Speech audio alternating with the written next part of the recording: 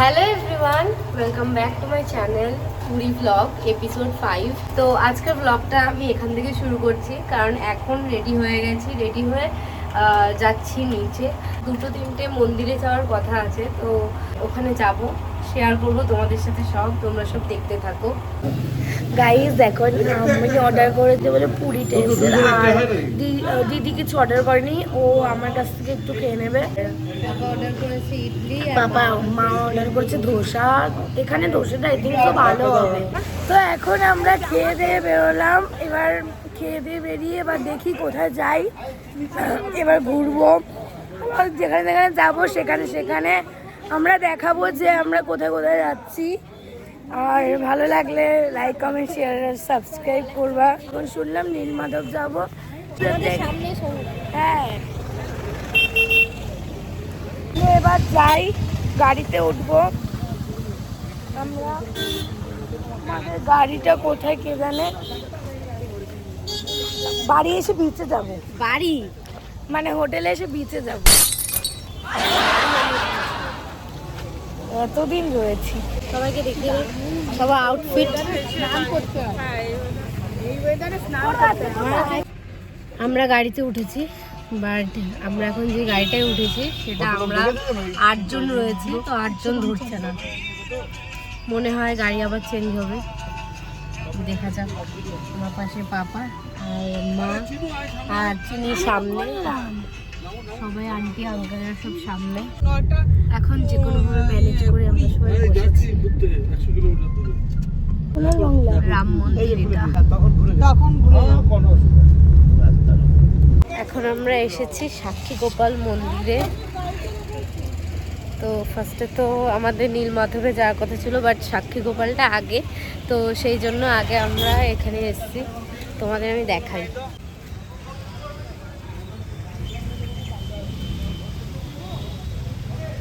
এটা হচ্ছে পুরো মন্দিরটা।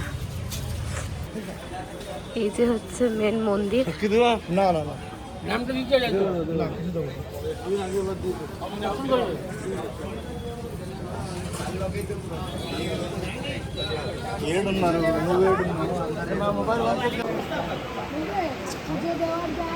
তো এটা হচ্ছে সাক্ষী গোপাল,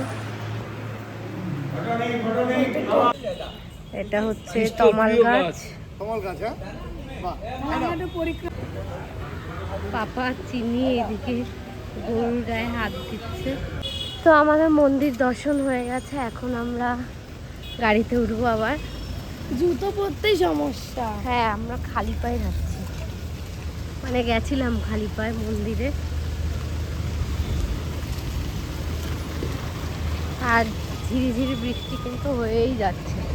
ওয়েদারটা দেখো, যদিও রোদ নেই ভালো, বাট বৃষ্টি তেমন হচ্ছে না যে ভিজে যাব, ঠিকঠাক। আর এইদিকে আন্টি তো তমাল গাছের ডাল নিয়ে এসেছে। কৃষ্ণের খুবই একটা প্রিয় গাছ।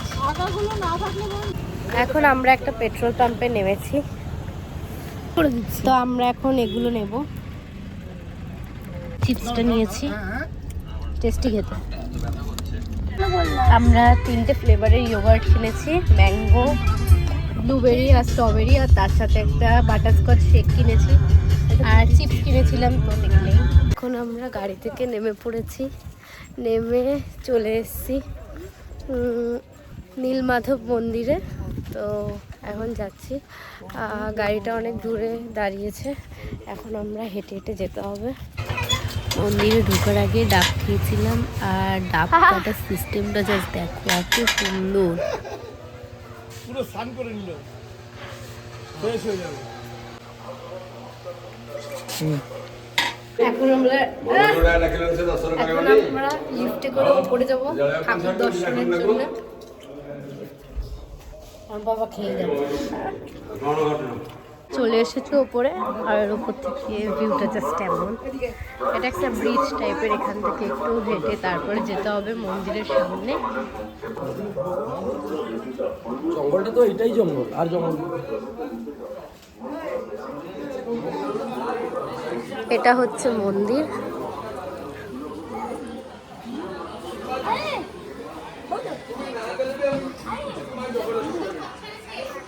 অনেক সুন্দর।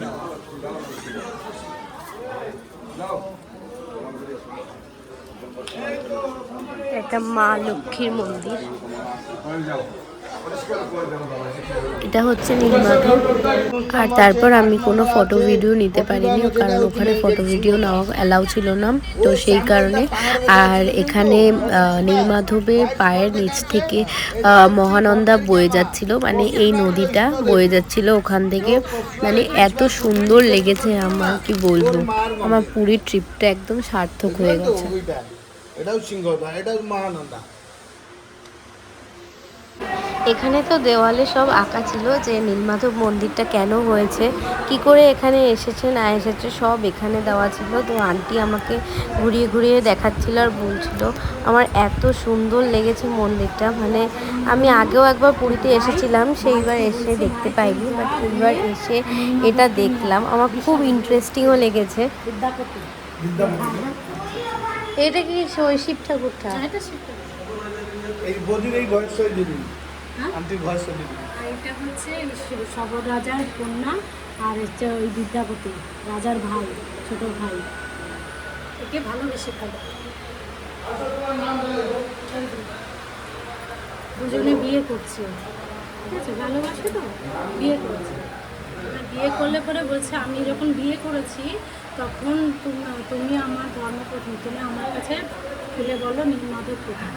তখন এর বাবাকে বলেছিল, তখন এর বাবা কি করেছিল, এই যে নিয়ে যাচ্ছে, হাত ধরে নিয়ে যাচ্ছে, এই যে ঝুড়ির থেকে সর্ষে পড়ছে রাস্তা চেনার জন্য।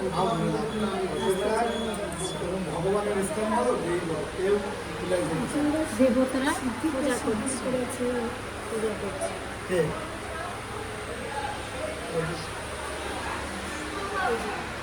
বিদ্যাপতি রাজা ইন্দ্রদম্নের ছোট ভাই।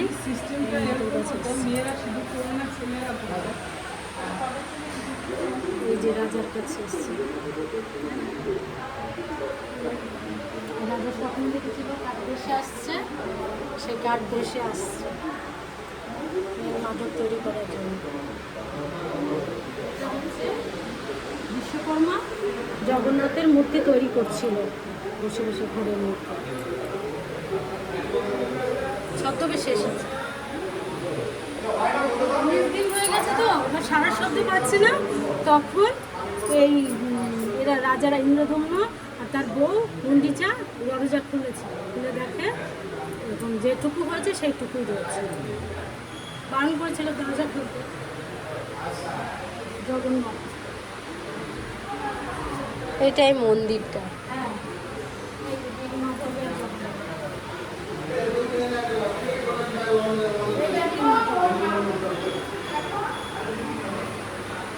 এখন আমরা মন্দিরে বসে প্রসাদ পাবো, নীলমাধব মন্দিরে। ভীষণ প্রসাদ, যে প্রসাদ চলে এসেছে, দেখুন কত সুন্দর। এই যে আমাদের ভোগের প্রসাদ, এখানে কি একটা তরকারি মতো আছে, ডাল আছে, পায়েস, চাটনি আর ভাত। প্রসাদ পেয়ে এখন লিফটে করে আবার চলে এসেছি নিচে। এবার ওয়াশরুম যাবো, দেন গাড়িতে উঠবো, গিয়ে তারপর আবার হয়তো রুমে রিটার্ন করবো। দেখি কোথায় চাই। এই যে মহানন্দা,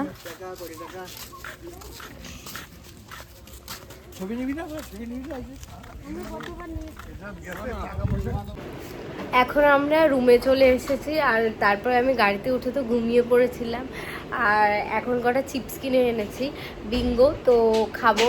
খুব খিদে পেয়েছে, তখন খেয়েছিলাম, তারপর থেকে তো আর কিছু খাওয়াও হয়নি। তো এখন ফ্রেশ হয়ে এটা খাবো ব্যাস, আবার সন্ধ্যেবেলা একটু বেরোবো। আর এখন আমি আর বুনু চলে এসেছি রুমে, আর মা, পাপা আর বাদবাকি আর সবাই, আঙ্কেল আন্টিরা, ওনারা সবাই গেছে একটু ওই গজা কিনতে, তো ওনারা গাড়ি করে একবারে ওখানে চলে গেছে। আর আমি আর বুনু এখন আপাতত রুমে আছি, তো এখন একটু রেস্ট করবো ফ্রেশ হয়ে, আর তারপরে আবার যাবো, বেরোবো সন্ধ্যেবেলা। তো চলো, এখন আমরা বেরিয়েছি মার্কেটে, মা চলে এসেছে, মার সাথে বেরিয়েছি। পাপা এখন খাবারের জন্য খাবারের একটা দোকানে গেছে, আর আমি, মা, বুনু তিনজনে বেরিয়েছি আর সবার জন্য একটু কেনাকাটা করব। তো আমাদের একটা ঠাকুর কেনার প্ল্যান আছে, জগন্নাথ, সুভদ্রা, বলরাম কিনবো। আমার মার রোজকার ঘটনা, যে কোনো কিছু পছন্দ হচ্ছে না, কোনো কিছু, সে হাবড়ায় হোক, এখানে হোক, যেখানেই হোক, মা খালি তল্লাশি করে বেড়াচ্ছে। দেখো খালি মানে দোকান দেখে বেড়াচ্ছে, আর কিছুই করছে না, একটা জিনিস কিনছে না। অথচ এখন আমরা অন্য একটা দোকানে যাচ্ছি। এই আম কাঠ না নিম কাঠ কেউ বুঝতে পারছে না কোনোটাই কিছু। তো এখন এই দোকানটায় এসেছি আর এটা পছন্দ হয়েছে, দেখা যাক কি হয়। তো আমরা আবার আর একটা দোকানে এসেছি আর আমাদের এটা পছন্দ হয়েছে। আসলে অনেকগুলো দোকান ঘুরছি কারণ আমার মার 3 ইঞ্চি লাগবে, মানে মূর্তিটা পুরো 3 ইঞ্চির হবে, তো সেই রকম লাগবে নিম কাঠের সেই জন্যে। কারণ আমাদের দোকানে যে রথটা আছে ওই রথে 3 ইঞ্চির না হলে বসবে না, অনেকটা বড় হয়ে যাবে, তো সেই জন্য মা 3 ইঞ্চিরই খুঁজছে। আর ঠাকুর ডেকোরেশন করার জন্য তো পার্লের কটা মালাও নিয়েছিল। আর তারপর তো মা 5টা এই আড়ি নিল একটা দোকান থেকে।